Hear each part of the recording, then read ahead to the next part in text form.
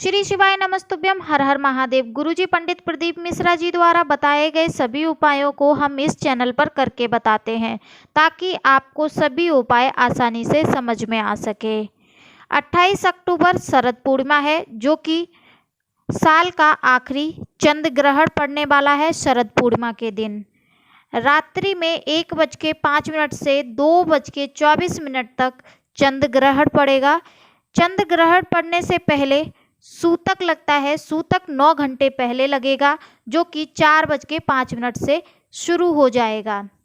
चंद्र ग्रहण भारत में दिखाई पड़ेगा, इस वजह से सूतक भी मान्य होगा। और सूतक के समय अगर आप कोई भी भगवान की पूजा करते हैं, अर्चना करते हैं, तो वो मान्य नहीं होती है।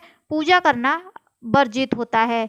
इस टाइम पर आप अगर मंदिर, शिवालय या देवालय किसी भी मंदिर में जाते हैं तो वहाँ भी वर्जित होता है।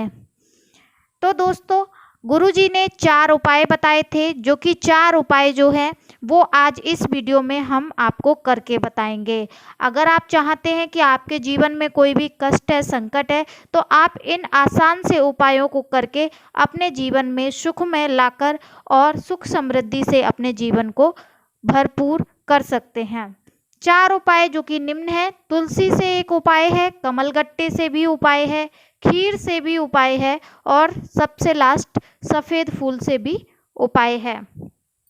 तो सबसे पहले जो उपाय है वो मैं आपको बताती हूँ।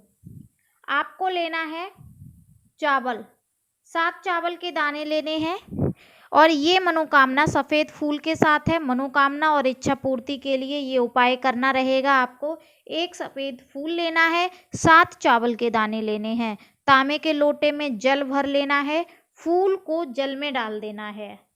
एक एक करके चावल चंद्रमौली या चंद्रेश्वर भगवान का नाम लेकर एक एक चावल का दाना भगवान भोले शंकर पर अर्पित करना है। चंद्रमौली का स्मरण करना है, ध्यान रखिएगा, क्योंकि चंद्रमा की पूजा करेंगे तो आपकी मनोकामना शीघ्र अतिशीघ्र पूरी होगी। और इस फूल को आप जल में डाल लीजिए, जो कि तांबे का पात्र है, उसमें डालकर आप चंद्रमौली भगवान या चंद्रेश्वर भगवान का स्मरण करके भोले बाबा के ऊपर जल को अर्पित कर दें।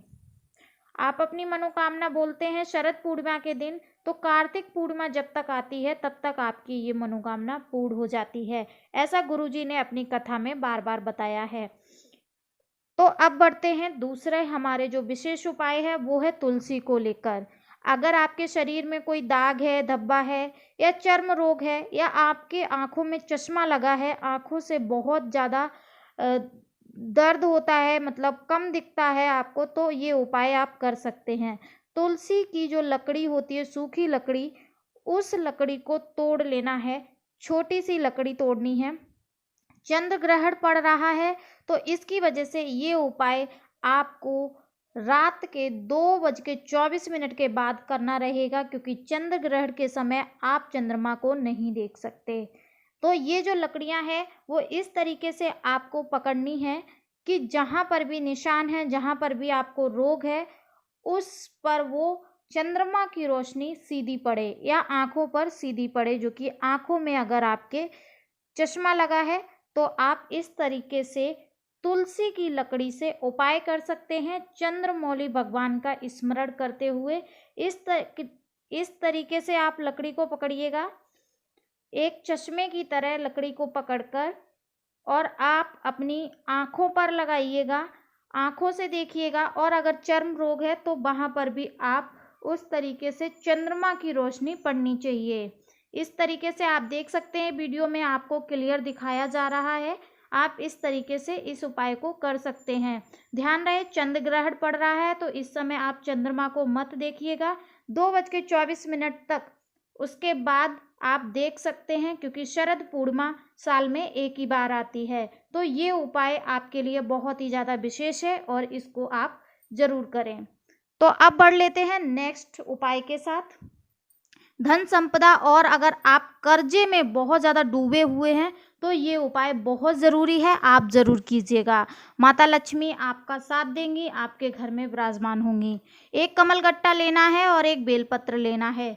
जल में आप क्या करेंगे, तांबे के पात्र में जल भर लेना है। बेलपत्र का जो डंडी वाला भाग है वो अशोक सुंदरी की तरफ होना चाहिए और कमल गट्टे को आप भोले बाबा को अर्पित करेंगे जल में डालकर।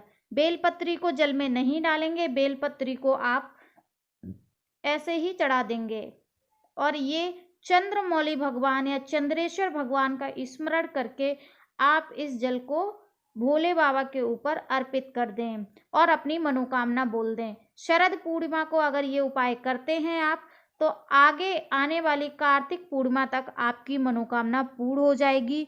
गुरुजी पंडित प्रदीप मिश्रा जी अक्सर अपनी कथा में बताते हुए नजर आते हैं कि अगर आप सच्चे मन श्रद्धा से भोले बाबा को कोई भी अपनी मनोकामना, विपदा, परेशानी बताते हैं तो वो जरूर शीघ्र ही शीघ्र पूरी करते हैं और आपके कष्टों को निवारण करके उनको सुखमय जीवन प्रदान करते हैं।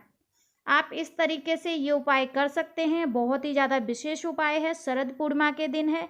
ध्यान रहे सूतक लगने से पहले ये उपाय आप कर लें। सूतक लगेगा 4:05 शाम को। अब बढ़ते हैं, हमारा जो अंतिम उपाय है और विशेष उपाय है, ये खीर को लेके है। खीर शरद पूर्णिमा के दिन बनती है, लेकिन चंद्र ग्रहण पड़ने की वजह से आप खीर को 2:24 के बाद आप रख सकते हैं।